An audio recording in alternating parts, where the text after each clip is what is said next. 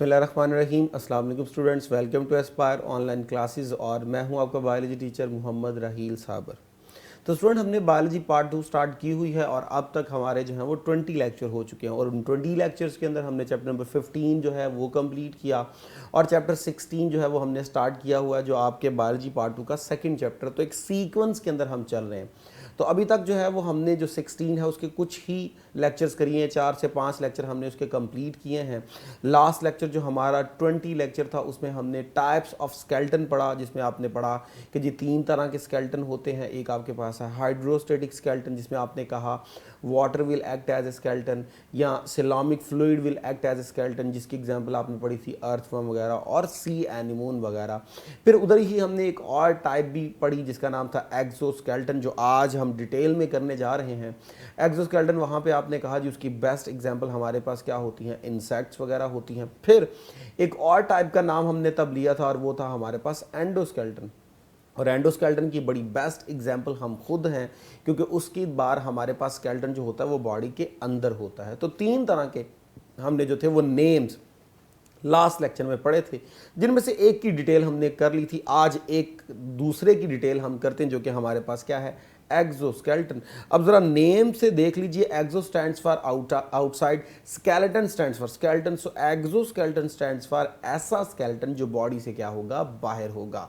अब ये बॉडी से बाहर होता है और याद रखिएगा ये बाय नेचर जो है वो क्या होता है, बड़ा हार्ड होता है, नॉन लिविंग होता है। जब ये हार्ड होगा, नॉन लिविंग होगा, बॉडी से बाहर होगा, तो ये बॉडी की प्रॉपर क्या कर रहा होगा, प्रोटेक्शन कर रहा होगा। अब जरा गौर से चेक कीजिए, मैंने कहा ये बॉडी से बाहर है, इसका मतलब ये हुआ कि बाहर एक्सोस्केलेटन है तो बॉडी अंदर है। जब बॉडी अंदर है तो अंदर से बॉडी जो है वो अपने मसल्स के साथ इस एक्सोस्केलेटन के साथ क्या कर रही होगी, लिंक बना रही होगी। तो आइए जी स्टार्ट करते हैं एक्सोस्केलेटन। सो एक्सोस्केलेटन क्या है, an exoskeleton is hardened outer surface to which internal muscles can be attach. तो ये बॉडी से क्या होगा, बाहर होगा, हार्ड नेचर का होगा और ये अंदर की तरफ जो है वो पॉइंट्स देगा जिनसे बॉडी क्या होगी, अटैच होगी। तो बॉडी से बाहर है, डेफिनेटली इसका काम क्या होगा, प्रोटेक्शन देना होगा। आइए ज़रा जी बात करते हैं स्ट्रक्चर की, बना किससे है, कितनी लेयर्स हैं, क्या क्या चीज़ें इसके अंदर शामिल हैं। सो स्ट्रक्चर में हमने कहा कि जी एक्सोस्केलेटन जो है वो इनर्ट है और नॉन लिविंग है। तो ये मैंने पहले बता दिया कि it is the combination of the molecule. जब मॉलिक्यूल का कॉम्बिनेशन है तो इसमें लाइफ का कॉन्सेप्ट नहीं है, ये लिविंग ऑर्गेनिज्म के बाहर होता है, तो ये नॉन लिविंग है। और ये जो केमिकल होते हैं ये लिविंग ऑर्गेनिज्म की बॉडी से ही सिक्रीट हो रहे होते हैं। अब लिविंग की जो बॉडी होती है उसकी जो आउटर मोस्ट लेयर होती है, आप सबको पता, उसे हम क्या बोलते हैं, एक्टोडर्म कहते हैं। तो जो एक्टोडर्म है वहां से केमिकल सक्रीट होते रहते हैं और वो सक्रीट हो होकर बॉडी की सराउंडिंग में क्या करते हैं, प्रोटेक्टिव लेयर बनाते हैं। उसी प्रोटेक्टिव लेयर को हम क्या बोलते हैं, exoskeleton, which will be inert and non living by nature. अब बनी किससे है, 2 लेयर शामिल होती हैं जी स्टूडेंट हमारे पास एक्सोस्केलेटन में। उन 2 लेयर में द फर्स्ट वन इज एपीक्यूटिकल, जो कि बाहर वाली लेयर होगी, और द सेकंड वन इज प्रोक्यूटिकल। तो ये 2 लेयर्स हैं जिनके मिलने से हमारे पास क्या कंप्लीट होता है, एक्सोस्केलेटन कंप्लीट होता है। आइए जरा फर्स्ट की तरफ चलते हैं, वो है एपीक्यूटिकल। अब एपीक्यूटिकल हमारे पास क्या होगा, is the outer most layer. तो हमारे पास जो एक्सोस्केलेटन है उस एक्सोस्केलेटन की जो बाहर वाली लेयर है उसे हम क्या बोलते हैं, एपीक्यूटिकल कहते हैं। अब स्टूडेंट याद रखिएगा, ये जो बाहर वाली लेयर है इसका मतलब ये हुआ कि बाहर का जो एक्सटर्नल इन्वायरमेंट होगा वो डायरेक्ट इंटरेक्ट कर रहा होगा एपीक्यूटिकल के साथ। अब बाहर वाला जो फिजिकल जितने भी बैरियर डेवलप हो रहे होंगे, टेम्परेचर वगैरह जो इसके ऊपर अफेक्ट हो रहा है, या और भी जो लाइट वगैरह डिफरेंट जो बाहर वाली चीज़ें हैं वो सारी की सारी इस एपीक्यूटिकल के ऊपर क्या कर रही होंगी, अफेक्ट हो रही होंगी। अब ये जो एपीक्यूटिकल है जो बॉडी से बाहर है और एक्सटर्नल इन्वायरमेंट को फेस कर रहा है, ये बना किससे है, ये वैक्सी लिपोप्रोटीन का बना है। यानी अब वैक्स आपको पता है जो है वो हाइड्रोफोबिक होती है, वाटर रिपेलेंट होती है। तो जब ये हाइड्रोफोबिक है, वाटर रिपेलेंट है, तो सबसे बड़ा बेनिफिट क्या होगा, impermeable to water, so it will prevent the loss of water. Body का जो ऑर्गेनिज्म का जो पानी है ये बाहर नहीं जा पाएगा, क्योंकि एपीक्यूटिकल जो है वो अवेलेबल है जो पानी को बाहर जाने नहीं देगी। साथ ही साथ ये वाली जो लेयर है ये माइक्रो ऑर्गेनिज्म के इन्वेजन को भी रोक रही है। यानी वो जो इंसेक्ट है जिसकी सराउंडिंग में एक्सोस्केलेटन है, बाहर से कोई ऑर्गेनिज्म उसकी बॉडी में नहीं आ सकता बाय क्रॉसिंग एपीक्यूटिकल उसको डैमेज करने के लिए, और साथ ही साथ उसकी बॉडी का जो है वो भी पानी बाहर नहीं निकल सकता इन हॉट एनवायरनमेंट, क्योंकि बाहर जो है वो वैक्सी क्यूटिकल लेयर है, जिसे आप क्या बोल रहे हो, एपी क्यूटिकल। और जो सेकंड लेयर है उसे हम क्या बोलते हैं, प्रो क्यूटिकल कहते हैं। अब एपी जो थी वो आउटर मोस्ट थी, तो फिर प्रो हमारे पास क्या होगी, इनर होगी। जो एपी थी हमने कहा वो एक्सटर्नल इन्वायरमेंट को फेस कर रही है, तो जो प्रो होगी वो इंटरनल इन्वायरमेंट को फेस कर रही होगी। एपी का जो कॉन्टैक्ट था वो था जी बाहर वाली लाइट के साथ, एयर के साथ, वाटर के साथ। तो जो प्रो होगा इसका कॉन्टैक्ट होगा बॉडी के मसल्स के साथ, यानी जो ऑर्गेनिज्म अटैच होगा अपने मसल्स को यूज करके वो किसके साथ अटैच होगा, प्रोक्यूटिकल के साथ। सो ये आपके पास क्या है जी, इनर लेयर है बिलो दी एपीक्यूटिकल। सो एपीक्यूटिकल के बाद जो नीचे वाली लेयर है उसे हम क्या बोलते हैं, प्रोक्यूटिकल बोलते हैं। और ये प्रोक्यूटिकल जो होती है ये composed of chitin, by nature क्या होता है, पॉलीसैकेराइड डिफरेंट और टाइप्स के, और प्रोटीन्स वगैरह इनमें क्या होती है, शामिल होती है।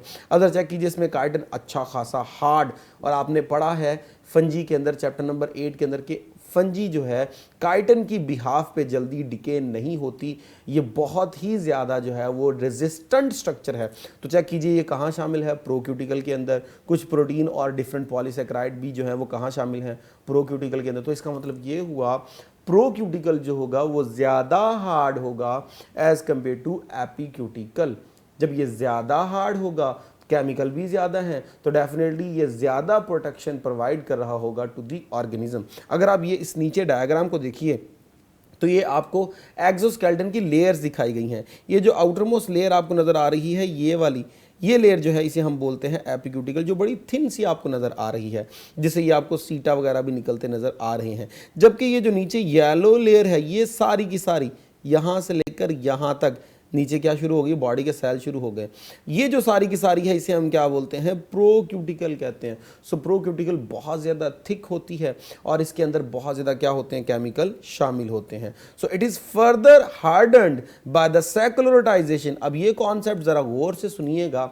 असल में जो प्रोक्यूटिकल है इसको with the passage of time maximum hard बनाया जाता है by the accumulation of, by the addition of different minerals. तो डिफरेंट सब्सटेंसेस ये ऐड करते रहते हैं इसके अंदर, ताकि इसको मज़ीद थिक से थिक और ज़्यादा से ज़्यादा प्रोटेक्टिव कोटिंग बनाया जाए। सो केमिकल को ऐड करवा के लेयर को थिक करना ताकि वो क्या हो जाए, ज़्यादा जो है वो प्रोटेक्टिव बन जाए, वो क्या कहलाता है, सेक्युलराइजेशन कहलाता है।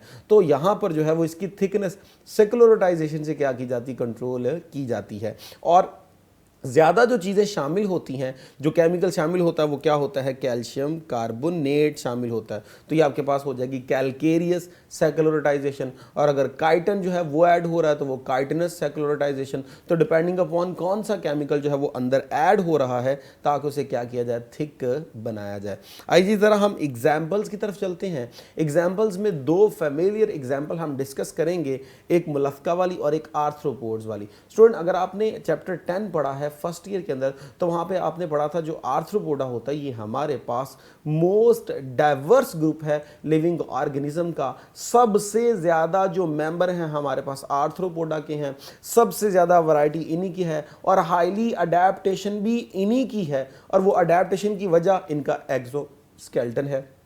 और दूसरा फिर आपने पढ़ा था मोलस्का हमारे पास सेकंड लार्जेस्ट फाइलम है, आर्थ्रोपोडा फर्स्ट लार्जेस्ट फाइलम और आपके पास मोलस्का सेकंड लार्जेस्ट फाइलम है। उस सेकंड लार्जेस्ट फाइलम में भी क्या शामिल है जी, हमारे पास एक्सोस्केलेटन। तो एक्सोस्केलेटन की एग्जांपल हमें मोलस्का से भी मिलेंगी और आर्थ्रोपोडा से भी मिलेंगी।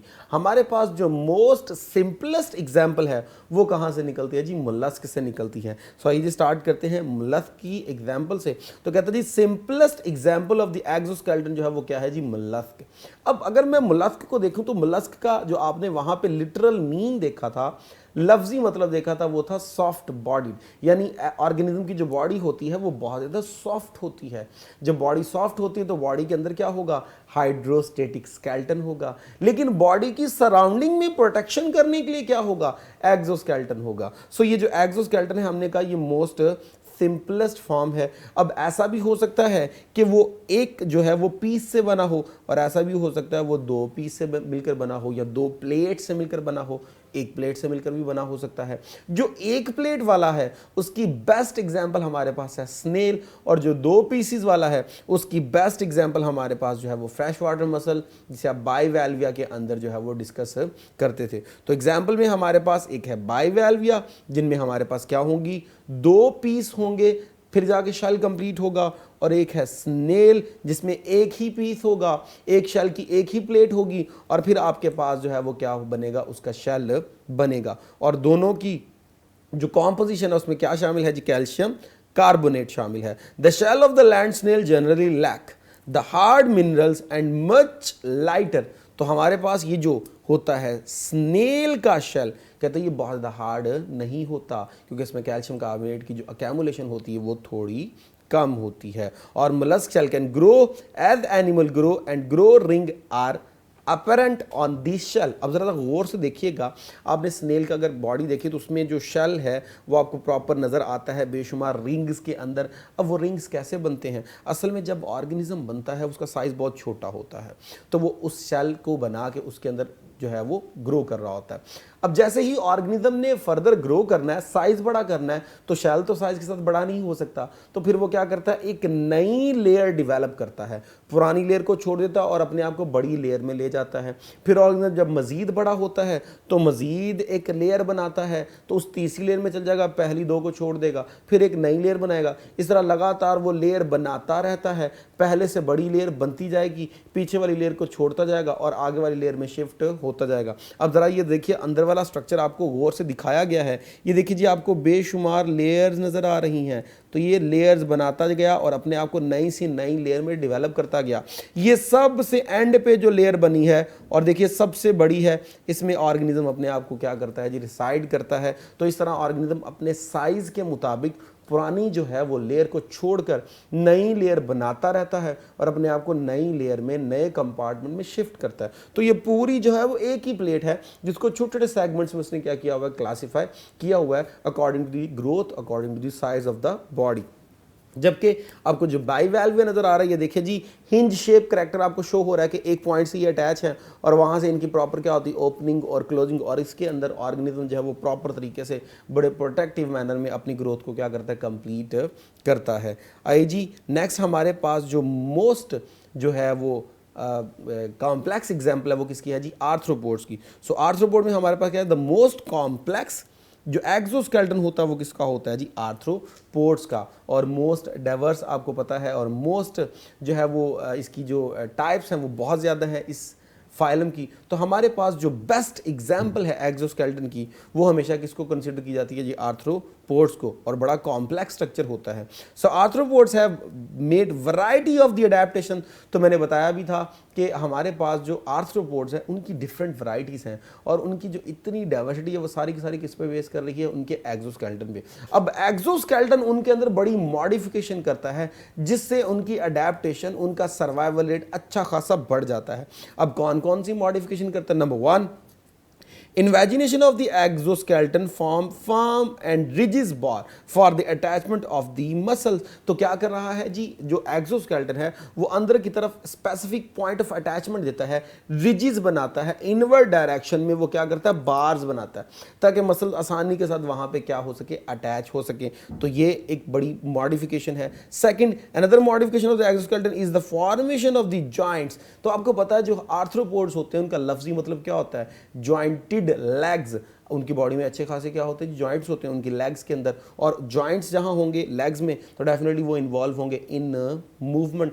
तो अगर जॉइंट के ऊपर एक्सोस्केलेटन आ गया, और एक्सोस्केलेटन बाय नेचर हमने कहा हार्ड है, डेड है, तो फिर लिविंग ऑर्गेनिज्म की प्रॉपर मूवमेंट नहीं हो सकती, उस जॉइंट की प्रॉपर मूवमेंट नहीं हो सकती। लेकिन एक्सोस्केलेटन ने अपने आप के अंदर मॉडिफिकेशन क्या की, वहां पे हो जाएगा वो थिन, सॉफ्ट और फ्लेक्सिबल, ताकि जॉइंट आसानी से क्या कर सके, मूव कर सके। तो बड़ी एक अच्छी मॉडिफिकेशन है।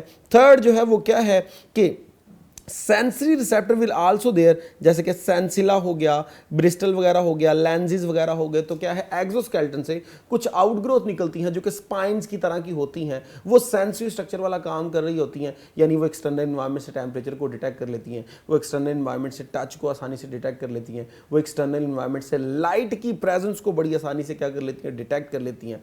इसके अलावा इन्हीं एक्सोस्केलेटन के अंदर छोटे छोटे ओपनिंग्स होती हैं, छोटे छोटे पोर्स होते हैं, जहां से वो आसानी के साथ क्या कर सकते हैं, गैसियस एक्सचेंज भी कर सकते हैं। तो इतनी ज़्यादा मॉडिफिकेशन की जा रही है तो डेफिनेटली इनका सर्वाइवल रेट भी बहुत ज़्यादा होगा। इन ऑर्गेनिज्म की अडेप्टेशन एक्सटर्नल इन्वायरमेंट में और डिफरेंट इन्वायरमेंट में क्या होगी, बहुत ज़्यादा होगी। And the last one is the exoskeleton in arthropod protect the animal against their enemies and rough environment. तो डेफिनेटली एक्सटर्नल इन्वायरमेंट से ये बचाता है एनिमी से। किस तरह? अब जी बॉडी तो बड़ी सॉफ्ट है, लेकिन उसको बचाने के लिए उसकी सराउंडिंग में क्या है, थिक रिजिड स्ट्रक्चर है, जिसे आप एक्सोस्केलेटन कह रहे हो। तो ऑर्गेनिज्म जो है या प्रीडेटर जो है वो इनको खा नहीं सकता, क्योंकि इनकी सराउंडिंग में एक डेड लेयर है जो कि क्या करेगी, इनको जो है वो प्रीडेटर को खाने से बचाएगी। तो इस तरह ये भी हेल्प कर रहा है। साथ ही साथ ये बॉडी को ड्राई होने से बचा रहा है, क्योंकि हमने कहा था जो हमारे पास एपिक्यूटिकल थी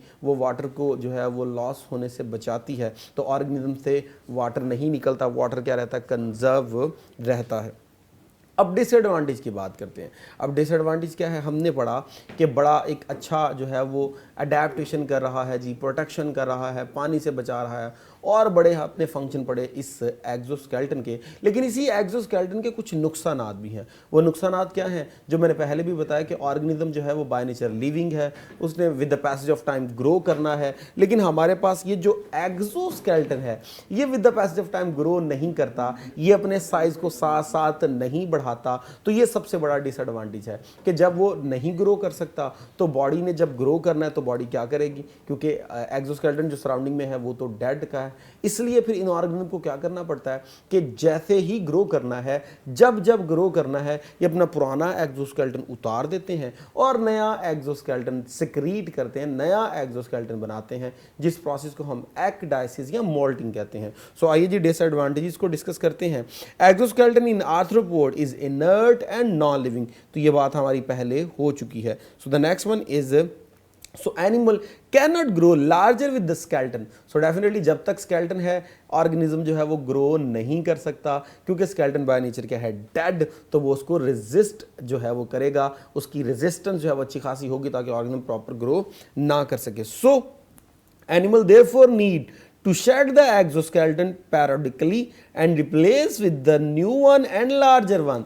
तो फिर ऑर्गेनिज्म को क्या करना है जी, जब जब ग्रो करनी है तब तक वो क्या करेगा, पुराना एक्सोस्केलेटन उतारता रहेगा और नया एक्सोस्केलेटन चढ़ाता रहेगा। इस प्रोसेस को हम क्या बोलते हैं, एक्डाइसिस या मोल्टिंग। अब ये प्रोसेस किस तरह होता है, आइए जी जरा इस प्रोसेस के डिफरेंट स्टेप्स देखते हैं। The first one is enzyme secreted from the hypodermal gland. तो स्किन के जो हाइपोडर्मल ग्लैंड है वो क्या करते हैं जी, एंजाइम रिलीज करते हैं। अब वो एंजाइम क्या करेंगे, start to digest old endocuticle. एक था एपिक्यूटिकल, एक था प्रोक्यूटिकल। प्रोक्यूटिकल क्यों हम क्या बोलते हैं, एंडोक्यूटिकल। तो ये एंडोक्यूटिकल को क्या करना शुरू कर देगा, डाइजेस्ट करना शुरू कर देगा। इस तरह मसल जो है वो डिटैच होना शुरू हो जाएंगे फ्रॉम दी एंडोक्यूटिकल, और जो है वो शेल आहिस्ता आहिस्ता सेपरेट होना शुरू हो जाएगा। उसके बाद सेकंड पॉइंट क्या है, the digestion of the endocuticle is followed by the secretion of new procuticle and epicuticle. अब नया पॉइंट क्या होगा, ऑर्गेनिज्म ने एंजाइम रिलीज किए, अपने आप को है सेपरेट कर लिया, प्रोक्यूटिकल सेपरेट कर लिया प्रोक्यूटिकल से। अब ऑर्गेनिज्म की जो स्किन के ग्लैंड थे वो मजीद केमिकल पैदा करेंगे और नया प्रोक्यूटिकल और एपिक्यूटिकल क्या किया जाएगा, जनरेट किया जाएगा। अब स्टूडेंट याद रखिएगा, वो जो प्रोक्यूटिकल और एपिक्यूटिकल जनरेट होगा वो सॉफ्ट नेचर का होगा। With the passage of time आपने पढ़ा था उसमें सेकुलराइजेशन होती है। अब वो जो सराउंडिंग में आया है वो इलास्टिक नेचर का है। ऑर्गेनिज्म अपने साइज को क्या करेगा, गेन करेगा, और जब एक स्पेसिफिक साइज गेन कर लेगा, जब प्रॉपर ग्रो कर लेगा, उसके बाद वो सेकुलराइजेशन करना शुरू करेगा, यानी कि उस एपी को और प्रो को हार्ड करना शुरू करेगा। और जब वो हार्ड हो जाएगा फिर वो आपके पास जो है वो प्रॉपर नॉन लिविंग बन जाएगा, जो कि मजीद जो है वो ग्रो नहीं कर सकता। सो थर्ड पॉइंट क्या है, the old exoskeleton is split and pores are form. तो डेफिनेटली इंजामेटिक एक्शन था, सारे का सारा जो है वो जो है वो क्या होना शुरू हो जाएगा, ब्रेक होना शुरू हो जाएगा, मसल सेपरेट हो गए, स्केलेटन इंजामेटिक एक्शन से ब्रेक हो गया, और last finally the new exoskeleton is hardened by the deposition of the calcium carbonate, जिसे आपने सेक्युलराइजेशन कहा था। जैसे ही ऑर्गेनिज्म साइज गेन कर लिया, अब उसमें केमिकल ऐड करेगा और केमिकल ऐड करके उस स्केलेटन को क्या कर देगा, हार्ड बना लेगा। अब स्टूडेंट एक और बात यहाँ पे आपने गौर से सुननी है, हमने कहा उसको प्रोटेक्ट कर रहा है एक्सोस्केलेटन, तो बॉडी ऑर्गेनिज्म की खुद क्या थी, सॉफ्ट बॉडी। तो जब उसने अपना पुराना एक्सोस्केलेटन उतार दिया, नया अभी जो बनाया है वो हार्ड नहीं किया, तो तब तो प्रेडेटर बड़ी आसानी से उसे खा सकता है, क्योंकि बॉडी क्या है, सॉफ्ट। तो उस वक्त फिर ये अपने आप को छुपा के रखता है, जब तक कि ये अपने आप को प्रॉपर साइज गेन ना करवा ले, और जब तक ये सेक्युलराइजेशन ना करवा ले, और जब तक ये अपने उस सेल को हार्ड ना कर ले, तब तक ये अपने आप को क्या करता है, छुपाए रखता है। सो लास्ट पॉइंट यही है जी हमारा, कि इस प्रोसेस के दौरान vulnerable to the predator, predator आसानी से इसको क्या कर सकता है, नुकसान पहुंचा सकता है। इसलिए इसे क्या करना है जी, रिमेन हिडन, छुपे रहना है। तो तब तक ये छुपा रहेगा, और ये सारा प्रोसेस जिसे आपने मोल्टिंग कहा, इस सारे को कंट्रोल कौन कर रहा है, डेफिनेटली नर्वस सिस्टम कर रहा है। और जो एंजाइम इन्वॉल्व है उसे हम क्या बोलते हैं, एक्डाइसोन बोलते हैं। स्टूडेंट ये जो आखिरी 4 पॉइंट्स आपने पढ़े हैं एक्डाइसिस के, जिसे आपने मोल्टिंग कहा, बड़ा ही इंपॉर्टेंट शॉर्ट क्वेश्चन है। इसे शॉर्ट क्वेश्चन के तौर पे भी आपने अच्छे से तैयार करना है। प्रोक्यूटिकल एपिक्यूटिकल का डिफरेंस आ जाता है, उनकी कॉम्पोजिशन आ जाती है, या modification of exoskeleton in arthropods वो आपसे पूछी जा सकती है, या एक्डाइसिस के जो स्टेप्स हैं ये आपसे शॉर्ट क्वेश्चन के तौर पे पूछे जा सकते हैं। तो ये आपने अच्छे तरीके से तैयार करना है। आज के लिए इतना ही, इजाज़त दीजिए। Thank you very much. अल्लाह हाफिज़।